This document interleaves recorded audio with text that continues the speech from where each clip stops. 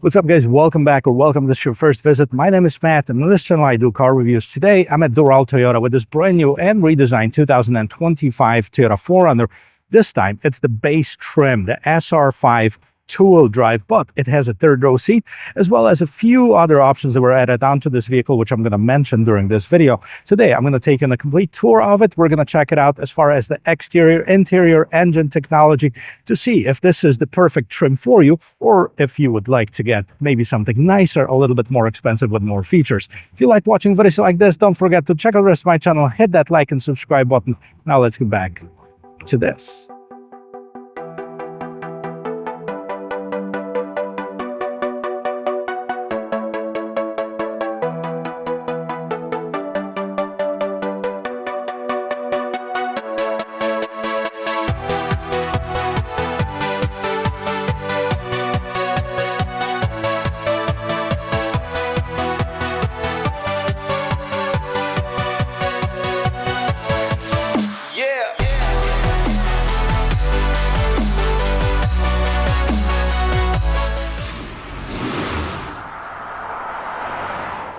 Well, it's stuck 4Runner for about 4 years. Toyota's been making that sport utility vehicle, or a truck, or an off-roader, however you want to call it, because it technically could compete in two different categories. Is it an off-roader? Yes. It is a body-on-frame construction. It's very rigid. It can take you just about anywhere.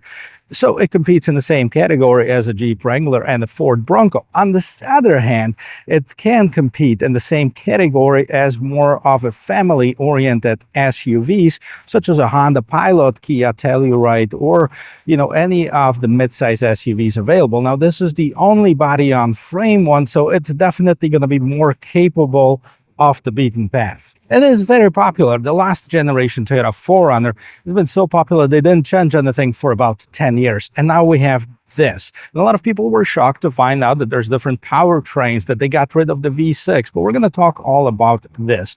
Let's start with the design. And to be honest with you, I like that design a lot. Look at this hood. Now, this is a base trim level, so we don't have this hood scoop or anything like this, but it is nicely sculpted. It is very long. The lights are mounted high up. They're LEDs as far as the headlamps. We still have the incandescent turn signals. Down here at the bottom, we have the fog lamps. They're LEDs, and they're standard equipment, even on the SR5 trim level. Now, we have this more aggressive grille, big Toyota logo. We have the front sensors in here, and if it was me, I'd probably get rid of this windscreen, although it probably serves a function. You see some recovery hooks in the back, and let's take a look and see what's underneath the hood.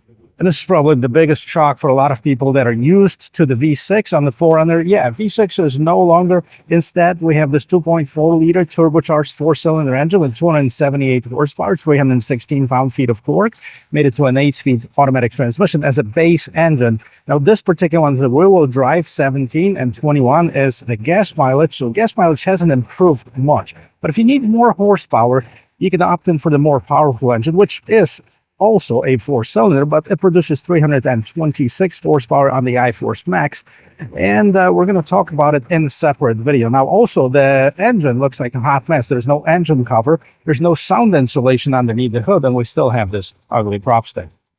And of course, props go to Toyota designer for making it look really, really good. Now, it looks familiar with the previous generation one, yet it is completely different. So as far as the width of it, we have 77.9, and it's 194 inches long, and it's 72 to 73 inches high. I guess it depends on the configuration. Now, all of the standard SR5s come with the 17-inch wheels, which we have on this one. However, this one got a tire upgrade to have the more aggressive Nitto rich Grappler tires, and this is not something that you get as a standard equipment of it. Now, we also have the cladding around the wheel wells, and this Predator step also has been added onto this particular vehicle, so that's not a standard equipment. And since we're on the non-standard equipment, take a look at the crossbars. The roof rails are standard, however, the crossbars have been added onto it. Now, that's it as far as the outside of it. Now, what do we have in the mirrors? There are no turn signals in the mirror. We have the blind spot assist, and yes, you can open or lock door with a touch, as long as you have the remote on you. Now it also has the keyhole on it, and overall it is a good looking vehicle. Let me know what you think about the overall design of it. Now let's move on to the back. Now, one thing before we actually do that, let's take a look at something, because it might be important to a lot of people. See, now I'm not sure if you're going to be able to see that, but we have a frame that you can see right here in the back that is separate from the body. That's what makes this vehicle more off-road capable now. However, this one is a rear-wheel drive, so I'm not sure why would people buy a off-road capable vehicle and make it a rear-wheel drive. But again, this is not my car. Here in the back, we have a lot of changes too. Of course, the brand new design. We have the brand new tail lamps. They're nice and bright. As you can see, they glow in here. We also have the turn signals and the reverse lights built into this taillight package. Toyota, that's spelled out in here. We have the rear view camera. And somebody said, hey, this is to open or close that rear glass, and clearly it says lock or unlock. So it used to be on the other one. That's apparently not on this one. 4Runner is spelled out at the bottom. We have the tow hitch, 4 and 7 pin connector, and a 6,000 pounds towing capacity. Up on top, we have the third brake light. We have the shark fin antenna, and let's open this gate up and see what we have as far as the roominess. Now this one has a third row seat. Okay, and then base model, no power lift gate. But behind the third row seat, as you can see, just for a point of reference, I'm just going to place my hand over here. Okay, it's not a whole lot of room, about 12 cubic feet with the seats up. Extends to about 48 cubic feet when you fold the seats down. Now, the seats right here, take a look. I mean, they're not big, definitely. There's some leg room over here. I might actually get in there and see if I can fit inside the third row seat. But if you have them up, definitely no room for anything else. And fold them down, easy peasy. For the third row passengers, we have the cup holders as well. And that's about the only thing that they get on this base trim level. I'm looking for the vents for the AC. They're not up on top. So the third row passengers kind of forgotten in here. We have the illumination here. These are some accessories for the vehicle. And up here, no, there's nothing else here. The spare tire is actually mounted underneath the truck. So if you are looking for one, here it is. There's a spare tire. And there's nothing else on the inside. We're going to go in the passenger compartment to see what's going on there. And here we are, starting with this door panel right here. Now, in typical Toyota fashion, unfortunately, we have a lot of hard plastic material, so nothing is soft in here, with the exception of this armrest. Now, we have some storage. We have the cup holders, regular speaker, and the base SR5 comes with the cloth seats. Now, if you upgrade it to the higher trim level, you're going to get this Toyota Softex, which is the man-made leather. The seats, again, they're nice. They seem sturdy, comfortable. In the middle seat right here, you also have the cup holders in the middle console. Now the seat is all the way up. Of course, you can recline them as such. And what else we have? In the back, we have the vents, 2 USB Type-C ports. Okay, the storage that's in the driver and passenger seats and the back, and the slide bump. It's not a huge bump, but it is there right in the middle there. So let me see if I can fit behind the driver. As far as the seats right here in the back, let's check it out. I am 6 feet tall. I made some adjustments to the front seat to make sure that they're nice and comfortable for me when driving.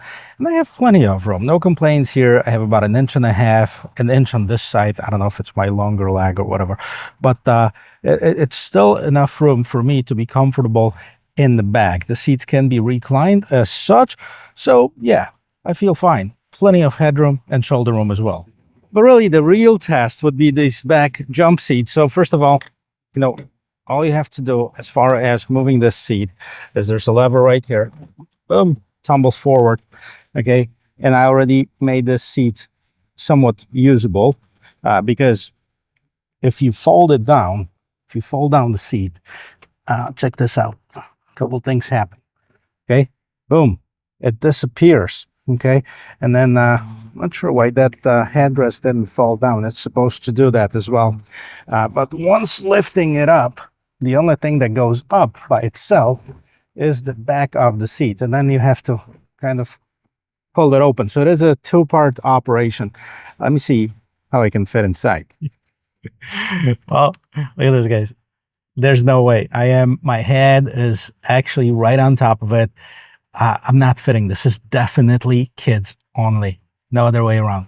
But in Toyota's defense, it's never been really marketed as a 3-row SUV. It is marketed as a 2-row SUV with available 3rd-row seat. So let's take a look and see what's going on right here in the front door panel. Now, this one still has all of these hard plastic materials, which is my beef with Toyota. They can make it nicer. They just decide not to, and they still charge premium for it. Now we have the soft door, the armrest right here. We have more storage down here and at the bottom. So what do we have as far as the seats? So you have the lumbar support. You can see, I'm not sure if you can move it. That's power. Everything else is adjusted manually on the seats. Again, the same fabric as we've seen on the back, of course. It looks durable. It looks decent. Not the greatest, but nice. Okay, so we have the adjustments for the lights. So if you have, if you're towing something, if the lights are going up, you can adjust them down. You can also open your gas door. This is your automatic lights, and you can turn off your stability control. There's a whole bunch of buttons that can be added onto it. So on higher trim levels, they're filled in with other features. But tilt and telescoping steering wheel, and let me jump inside. I'll show you the rest of it. Let's start with the sound of the closing door. Boom. That's not bad, actually. And see what we have. We have a decent size steering wheel. Now it's thicker in the right places right here at the bottom. And we have a whole bunch of buttons on it. On the left-hand side, we have the volume control, voice control, and we have control for what's going on inside of the instrument cluster. On the right-hand side, mostly this is for your cruise control. You can also select your different audio modes and seek track, that type of stuff. We have lights and turn signals on the left-hand side, and of course the windshield wiper and the rear wiper on the right-hand side. Now, as far as the instrument cluster, this is the smaller one of the two. Now, if you've seen when I done the TRD off-road, it had this premium package, which included the fully digital instrument cluster. Now we have the gas on the right-hand side and temperature on the left-hand side. Right in the middle, where it says key not detected, we have the tachometer and the speedometer. So a lot of information here, not as sophisticated, not as robust as you've seen on the premium levels, but you can still make some changes here. And moving on to the infotainment system, this one also has the base infotainment system. This is the 8-inch screen. I apologize if it's so reflective, but it is kind of. Now, unfortunately, most of the manufacturers are making it this way, so it's hard to see. So, you have a small screen. This is an 8-inch screen. Same system as you've seen on the higher end models. However, as far as the navigation, all of the Toyotas are basically have the subscription-based navigation system. As far as the radio, you have the AM, FM, and Sirius XM, which is a plus, as a lot of people complain that some manufacturers are not using the XM radio. Of course, we have the ability to connect your phone via Bluetooth, and then we have the vehicle settings and other settings. What I'm interested in, and to see how the rear view camera looks, and that's actually decent. That's not bad at all. It's got a decent camera right here in the back, trajectory lines that are active. It's pretty standard equipment. You can turn on or off the trajectory lines as to your liking, and then you basically have two different modes for the camera, wide angle and narrow angle. Now, I just noticed something, that this has this screen protector that could be probably taken off, that is going to reduce the glare a little bit. But I'm going to leave that for the person who buys it. Now, let's put it back in park. Right here, that's where you start and stop the vehicle. We have the decent vents here, and then right here you have those knobs with the rubber on the outside, so it kind of helps you control it. Now, one thing to mention, that the base model comes only with a single zone climate control, which should be standard as a dual zone climate control, especially with this price range and the vehicle this size.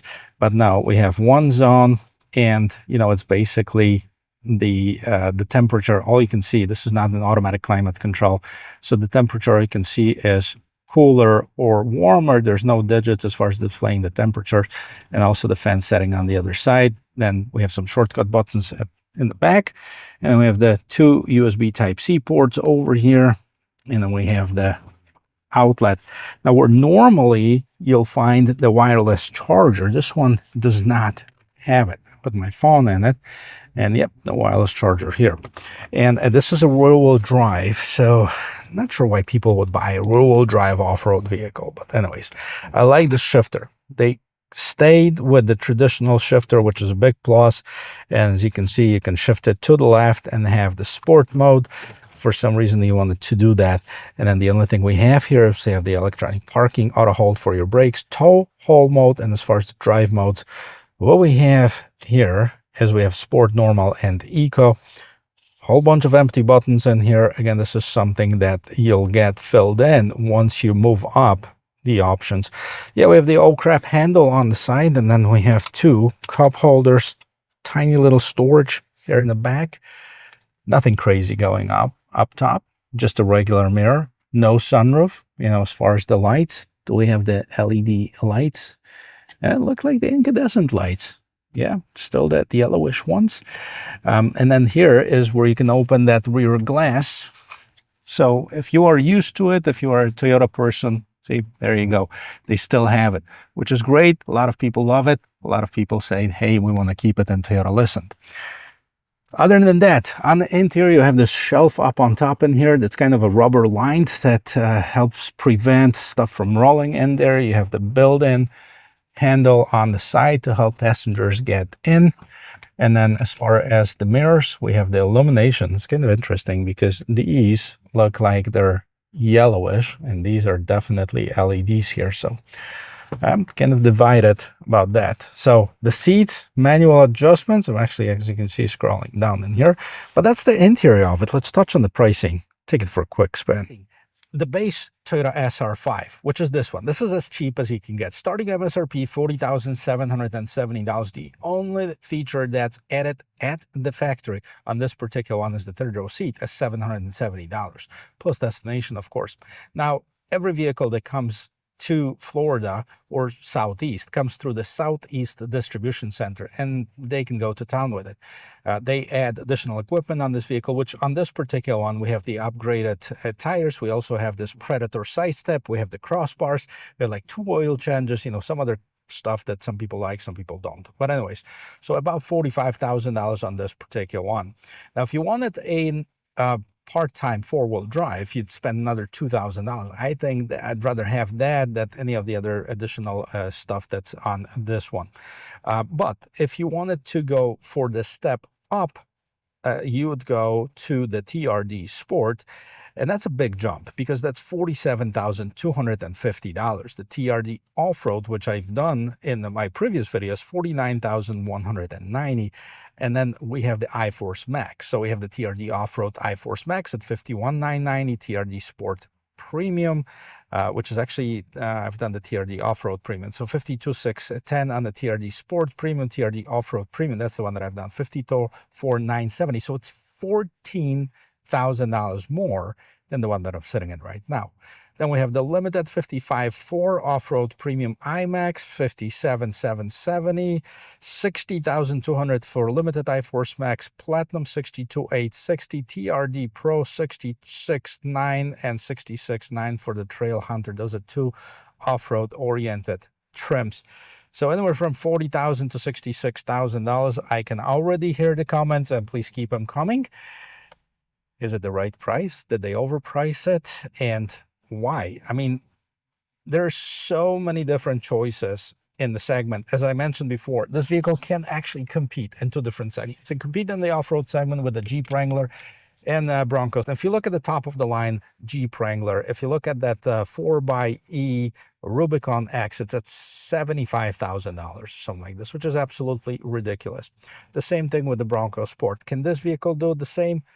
Close to it, probably. It doesn't offer something that I wish Toyota would maybe reconsider and start offering like they used to. For a short period of time, they had an open top on the 4Runner. There is a concept at Chicago Auto Show. It's so cool where you can take the top off. Now, it would be nice. Probably dreaming right now. I don't think Toyota will ever do that. But, you know, that is such a cool idea to have. or it can compete in the SUV segment. Now, as far as the SUV segment, this one definitely stands out, and it's definitely more expensive than a lot of the SUVs. Because if you look at even the domestic vehicles such as Traverse or Ford Explorer, we're looking at topping off at about $55,000. Even for some of the performance ones, like I just done the Explorer ST, about $55,000, $56,000 versus $66,000 or $67,000 on this. So did Toyota go too far with pricing? Let me know in the comment section. Or maybe you're a hardcore Toyota fan and will pay for it, no matter what it is, because it seems like they're still flying off the shelves. Take it for a quick spin. I just got the word that they are selling this vehicle, so we're not going to be able to go on the long drive, but right here in the parking lot, we're going to be able to check out the turning radius, for example. Okay, I'll stop right here, turn the wheels all the way to the left, and see if I can turn it around in this fairly tight space. Yeah, we can. All right, and guess what? If you don't do it, I mean, this is big enough to go over some curbs as well, too. And you sit up higher, there's definitely good visibility from the mirror, so there's no complaints here. I would like to see this electronic mirror that you've seen on some of the vehicles that I've tested before. Now, this is usually an extra option that you have to pay for, but it would be a nice addition to it. Now, you probably get it at the higher trim levels. Of course, you're going to pay for it. As I mentioned, people are waiting to get this vehicle, so we only have a short test drive to do, but it feels good. I've mentioned that on the previous test drive that I've done on the TRD Off-Road Premium. It is a nice and quiet cabin. You sit up higher, you have a good visibility, good mirror size, so no complaints here, no questions. This is a nice riding vehicle. It is a rougher ride because it is a body on frame construction, and with a body on frame, you're definitely going to have this rougher truck-like feeling. And if you don't like that, you should probably consider some of the unibody vehicles, such as maybe a Toyota Grand Highlander, maybe a better fit for you, or Toyota Highlander or Grand Highlander, whichever one you choose. Now, those are different vehicles with the same engine choices, essentially, because Toyota across the line is moving from a 6 to a 4-cylinder. And here's the acceleration here. Not bad. Not bad. About 6.7 seconds, 0 to 60. Now, if you look at the timing, let's see here.